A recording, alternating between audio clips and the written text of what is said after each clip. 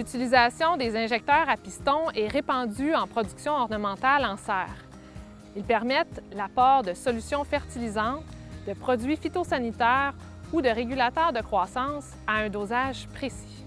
L'entretien de cet équipement est essentiel pour en assurer le bon fonctionnement. Il permettra d'éviter les répercussions négatives sur la culture et les pertes économiques dues à un équipement mal ajusté.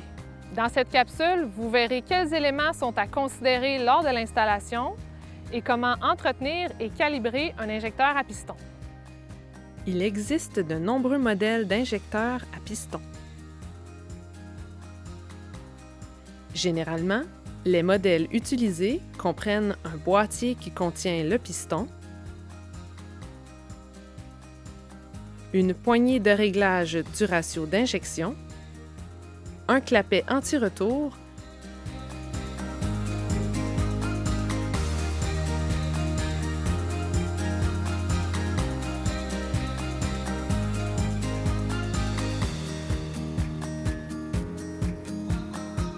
et un tuyau d'aspiration muni d'un filtre. Les pièces internes sont munies de plusieurs joints d'étanchéité. Les ratios d'injection sont inscrits sur l'appareil en ratio d'injection ou en pourcentage. La formulation 1 dans 100 correspond à une part de solution injectée dans 99 parties d'eau, soit un ratio d'injection d'1%. La formulation 1 dans 200 correspond à une part injectée dans 199 parties d'eau, c'est-à-dire 0,5%, un ratio d'injection plus faible. Voici quelques éléments à considérer pour l'installation. Lors de la conception du système d'injection, l'appareil devrait préférablement être installé en retrait de la ligne d'approvisionnement principale en eau et non directement sur la ligne. Ceci permettra l'alimentation en eau claire sans faire fonctionner l'injecteur. Le remplacement ou la réparation de l'injecteur sera également plus facile s'il est installé en retrait.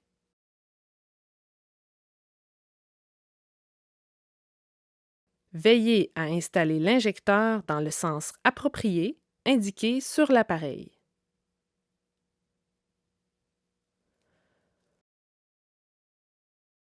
Le choix des injecteurs doit être basé, entre autres, sur la dimension de la superficie en production, sur le programme de fertilisation et le débit d'eau requis. Un injecteur sous-dimensionné usera prématurément, tandis qu'un injecteur surdimensionné ne fonctionnera pas correctement à faible débit.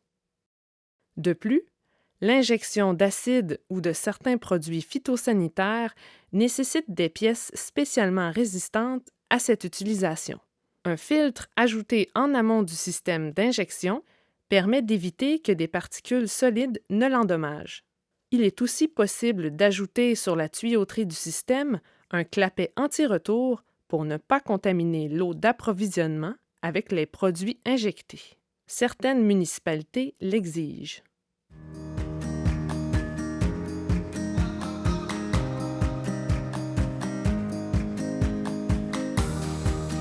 Sachez que la concentration d'engrais ne peut pas être déterminée par la coloration de la solution fertilisante parce que cette méthode n'est pas suffisamment précise. Également, la quantité de colorant varie selon les lots de fertilisants et entre les différents produits commerciaux disponibles sur le marché. La calibration permet de vérifier que l'injecteur fonctionne correctement et qu'il injecte la quantité d'engrais souhaitée. On peut utiliser l'une ou l'autre des deux méthodes suivantes. La méthode de calibration par la mesure de la conductivité électrique vérifie si la concentration finale d'engrais est celle qui est souhaitée. Elle s'effectue facilement en cours de saison. La conductivité électrique, appelée CE, est le contenu en sel soluble dans l'eau exprimé en millisiemens par centimètre. Pour débuter, avoir en main un conductimètre calibré, une solution mère de concentration connue et la charte de conductivité du fournisseur d'engrais. Laissez couler l'eau quelques minutes et prendre un échantillon d'eau claire. Mesurer et noter la conductivité de l'eau.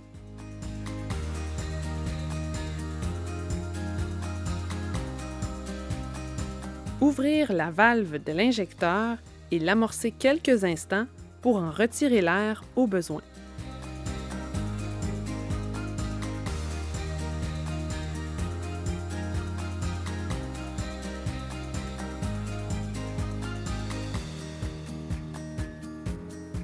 Irriguer quelques minutes avant de prendre un échantillon d'environ 1 litre de solution fertilisante à l'extrémité d'un boyau d'arrosage. Mesurer et noter la CE de la solution fertilisante diluée. Ensuite, calculer la part en sel soluble provenant du fertilisant avec la formule suivante: CE de la solution fertilisante moins la CE de l'eau d'irrigation pour la CE du fertilisant. Comparer la CE du fertilisant ainsi calculée avec la CE théorique inscrite sur la charte de conductivité du fournisseur selon la concentration utilisée. Dans le cas d'un engrais pour lequel on ne connaît pas la conductivité théorique, ce qui est fréquent avec les engrais organiques par exemple, il est nécessaire de déterminer soi-même cette valeur de conductivité. On prépare alors une solution fille de l'engrais ou du mélange d'engrais avec de l'eau distillée en pesant avec précision la quantité d'engrais à la concentration désirée, en utilisant un volume précis d'eau distillée et en mesurant la CE ainsi obtenue. Si la CE calculée du fertilisant ne correspond pas à la CE théorique, le problème peut provenir d'une erreur lors du mélange de concentré ou d'un dysfonctionnement de l'injecteur. La deuxième méthode de calibration viendra confirmer l'origine de l'erreur. Pour procéder, avoir en main une tasse à mesurer, un grand récipient gradué et un contenant gradué d'au moins 500 ml. Ce dernier doit être suffisamment grand pour que le liquide prélevé recouvre entièrement le tuyau d'aspiration ou siphon. Ouvrir la valve et amorcer le système quelques instants pour en retirer l'air. Placer l'extrémité du tuyau d'aspiration dans le contenant gradué. Remplir ce dernier avec un volume connu d'eau, par exemple 400 ml.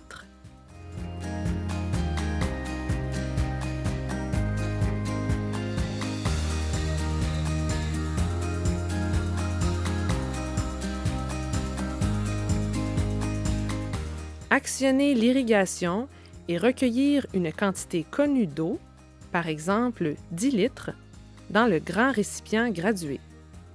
Calculer ensuite le ratio de l'injecteur en observant combien de liquide a été prélevé.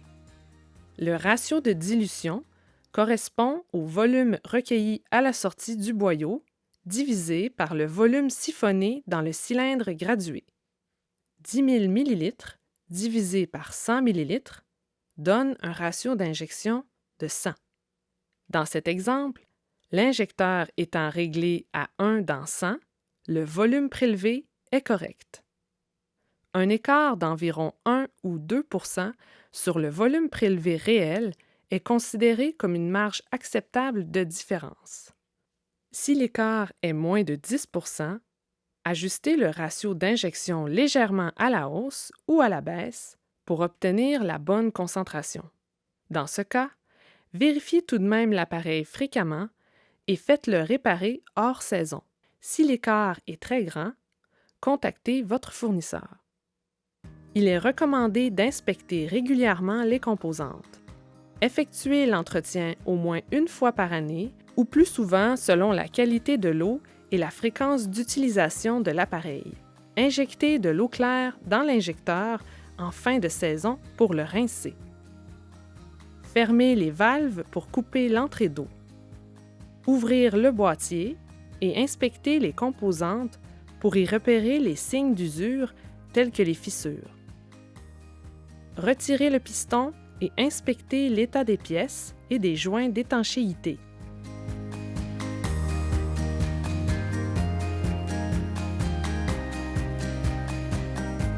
lubrifiez les joints d'étanchéité avec le produit recommandé.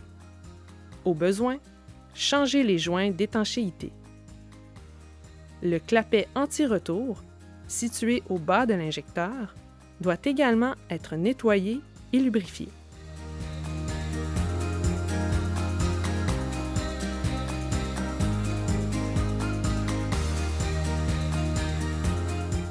Inspectez le filtre du tuyau d'aspiration pour vérifier s'il y a des fissures et nettoyez-le des débris accumulés. Si les extrémités du tuyau d'aspiration sont éventées, coupez quelques centimètres. Les jonctions seront ainsi plus étanches à l'air. Changez-le s'il est devenu rigide ou fissuré. Nettoyez aussi le bac de solution concentrée. Inspectez et nettoyez avec une brosse le filtre situé en amont de l'injecteur. Les résidus qui s'accumulent dans le filtre réduisent le débit du système et la précision de l'injecteur.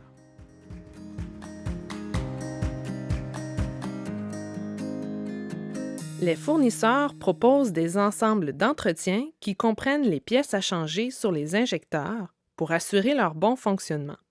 Ils peuvent également faire l'entretien de l'appareil. Plusieurs problèmes rencontrés avec les injecteurs surviennent lorsque l'entretien est inadéquat. Conservez un ensemble de pièces de rechange pour être en mesure d'intervenir rapidement s'il y a un problème durant la saison de production. Enfin, s'il n'est pas utilisé pendant plusieurs mois, vous pouvez rincer l'injecteur et l'entreposer immergé dans une chaudière d'eau. Trois principaux problèmes qu'on voit chez les producteurs.